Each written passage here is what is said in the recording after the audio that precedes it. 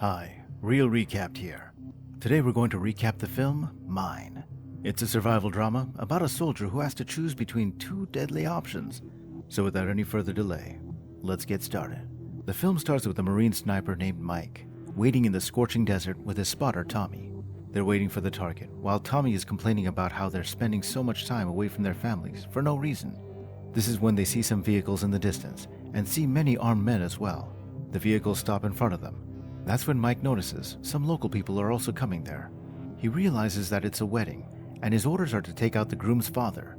But Mike isn't feeling well about this mission because he doesn't want to kill innocent bystanders, and he isn't even sure about the target's identity. So he refuses to take the shot, while Tommy is begging him to finish the job. Suddenly, the armed men see the reflection of Tommy's gun, and they start shooting at the Marines. Mike and Tommy run from there as the armed men follow them on their four-wheelers. The Marines are running around the desert, and they eventually have to take cover behind a rock. The armed men are looking for them, so Mike takes a shot with his suppressed gun at a nearby cliff, distracting the armed men. But the Marines have lost their GPS, so the helicopters can't locate them, and there's a sandstorm coming their way. They're struggling to walk to the sandstorm, and their HQ tells them to walk towards the nearby village in the west. They keep walking, and Tommy tells Mike about his son Jake. Mike, on the other hand, is anxious about asking his girlfriend Jenny to marry him. Tommy says that marriage can be complicated, but sometimes you just have to be brave. This is when they spot some Berbers going the same way, but the Berbers are walking strangely. They walk some distance, and Mike sees a warning sign that flies towards him. He puts two and two together and realizes that they're on a minefield. He knows that there are 30 million landmines buried in that desert. He doesn't want to go any further, but Tommy wants to get back as soon as possible because he wants to talk to his son, and they're also running out of water, so they keep walking and only stop for a drink. Tommy is walking recklessly, and Mike is telling him to slow down when suddenly Tommy steps on a mine and it blows up. Tommy loses his legs and he's bleeding, but just as Mike tries to help him, he also steps on a mine, so he has to stand there and watch Tommy, who is crying in pain. Mike is panicking, but he tells Tommy that he has to get his radio working if he wants to survive and see his son again. So Tommy takes out the morphine shots from his medical kit and injects himself with two of them. He then slowly crawls towards his bag and grabs his radio.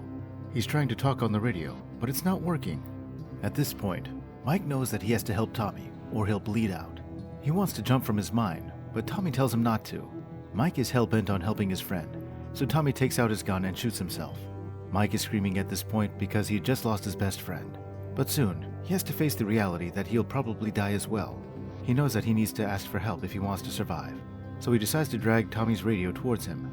He uses the cord from his shoes, takes out his military axe, and uses it as a hook to reel in Tommy's bag. He throws the hook a couple of times and it almost falls over while doing so. He finally manages to hook the bag, and he takes the radio and tries calling for help, but the radio doesn't have any power. So Mike takes out the solar panel from the bag and starts charging the radio. He also makes an inventory of all the tools at his disposal. Some time goes by, and his radio finally charges enough to make it start working again. He contacts the HQ, where a major responds to his distress call. He explains the situation and tells him about his dead partner, but the major's response is quite mind-boggling. The major tells Mike that there are no available units in the area, and the only patrols available can reach him in about 52 hours. Mike is furious at this, and he wants helicopters, but the major clarifies that helicopters can't fly due to sandstorms. The major tells Mike that his best chance of survival is to get to the village. He says that Mike should do the Schumann maneuver, and he might end up surviving the blast. Mike decides to wait, so he sets his watch for 52 hours, and then his survival starts. Around the afternoon, he's eating an energy bar when he spots a giant sandstorm coming his way. He collects all his things and uses his gun and knife to hold himself to the ground as the sandstorm hits him with a lot of force. The sandstorm takes a few minutes to pass by, and at the end, Mike is shocked to see Tommy's body right next to him. He takes out batteries from Tommy's vest and also sees the picture of his family. Tommy's body has rolled up to him, but his radio bag has rolled far away from Mike, and he starts laughing at the situation. A couple of hours later, when his water finally runs out, he takes out his gun to shoot himself in the head, but that's when he sees a man descending the dune nearby. The man is walking in a zigzag pattern, and he asks Mike why he isn't moving. Mike tells him that his foot is on a mine, but the man says that Mike has to move, otherwise he will die. He takes Mike's water bottle, but doesn't give him the radio bag even as Mike begs him to do so. The man leaves, and sometime later, his young daughter comes running down in a zigzag pattern and brings Mike a bottle full of water. Mike is grateful, but he gets angry when even the little girl doesn't bring him his radio bag. As the night approaches, Mike starts listening to some music on his phone and sees the pictures of his girlfriend Jenny. She even recorded a message telling him how bad she wanted him to come back home safely. Mike has started a small fire to keep himself warm, and he dozes off and wakes up to a nightmare where his father is punching him. This is when he notices the pack of hounds that's surrounding him. He uses his gun and shoots at the hounds who are trying to take away Tommy's body. The hounds also trigger some mines, and they run away after a while. By the next morning, Mike is fed up with the desert. That's when the Berber comes there. He says that Mike is a lucky man who survived a night in the desert and even stepped on a mine. He asks Mike what he's doing in the desert, and Mike says that he's fighting a war. But even Mike doesn't know what he's fighting for. The Berber tells him that he has to move from that spot, or he will die. This time he gives Mike the radio and leaves. The radio isn't working, and pretty soon, Mike starts to have hallucinations. He opens up his clothes and boots. He's seeing and fighting with someone who isn't even there. As the night approaches, he even sees Tommy get up and tell him to help Mike get out of the desert. At night, Mike has completely lost it. He's looking at his phone and receiving a call from his dad, who deserted Mike when he was a kid.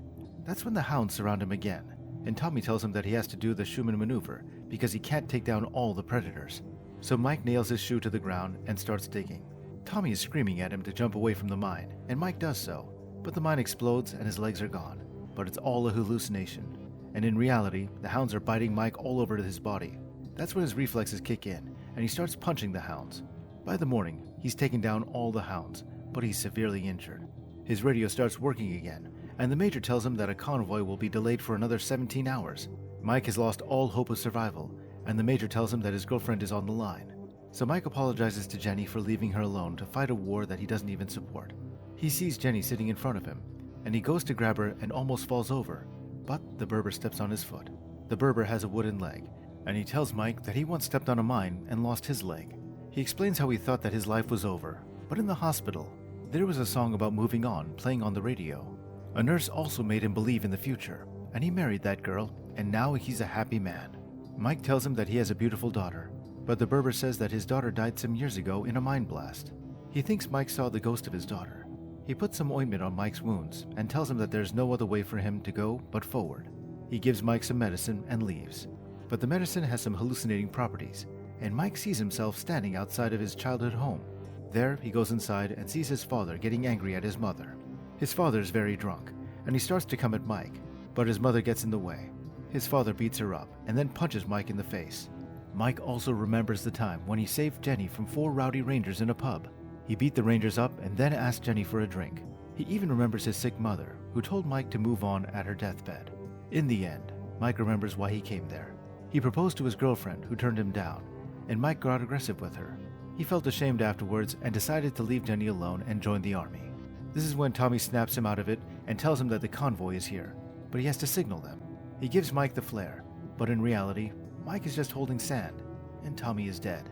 Mike sees the flare, and his radio is screaming at him to signal the convoy. He goes to grab the flare, but the armed men arrive there, and they start shooting at him. So Mike uses the cover from the exploding landmines and takes out all the gunmen. He runs out of bullets, and that's when he sees his dad walking towards him. His dad tells him that he has to move on from the past and all the trauma that he faced growing up, because Jenny is waiting for him. So Mike decides to finally take the next step and grab the flare and jump from this place. But the mine doesn't explode, and Mike is confused. He inspects the mine and finds out that it's nothing but a tin can filled with toy soldiers that he saw in the hands of the Berber's daughter. He still sees the convoy, so he shoots the flare in the sky, and pretty soon, the soldiers surround him. The film ends with Mike going back to the US, where Jenny is waiting for him at the airport. Mike kneels down in front of her and asks for her hand again. And that wraps up our recap for the movie Mine. Feel free to drop a comment below as to what we should recap next. Make sure to like and subscribe if you enjoyed this video, and don't forget to turn on the notifications. Thank you for watching, and see you next time in another Real Recap.